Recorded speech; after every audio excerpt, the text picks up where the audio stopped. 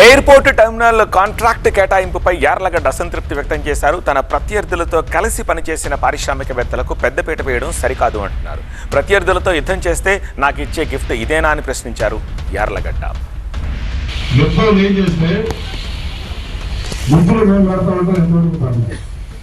నేను 4,500 మంది తప్పుడు కేసులు పెట్టిన అభ్యర్థులను పోటీ చేశాను. అంటే ఈ నియోజకవర్గంలో పోటీ చేయడానికి నా రెక్కల కష్టం ఖర్చు పెట్టాను, నా పిల్లలకు అన్యాయం చేశాను.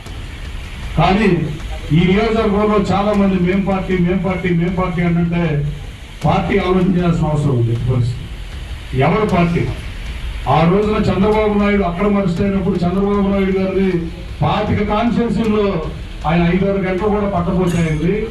గన్నవరం వచ్చేటప్పటికి జంక్షన్ వచ్చేటప్పుడు రాత్రి 11:30 అయితే రామర్పూర్ ఏంటంటే 5:30 అయిందంటే 6 గంటల సమయం చంద్రబాబు నాయుడు గారిని 30 కిలోమీటర్లు 6 గంటల సమయం నడిపించింది మనం.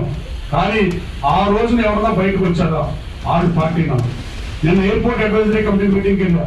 వైసీపీ నుంచి నేను సగర్వంగా చెప్తాను, నేను వైసీపీలో ఇబ్బందులు పడ్డా, అవమానాలు పడ్డా, జగన్మోహన్ రెడ్డి నన్ను ఎన్నో ఆలోచనలు పడమని ఆప్తాం చైర్మన్ ఇస్తానని, క్యాబినెట్ ర్యాంక్ ఇస్తానని, ఎమ్మెల్సీ ఏకాలని పదవులన్నీ ఇస్తానని జగన్మోహన్ రెడ్డి చెప్పిన మాట వాస్తవం.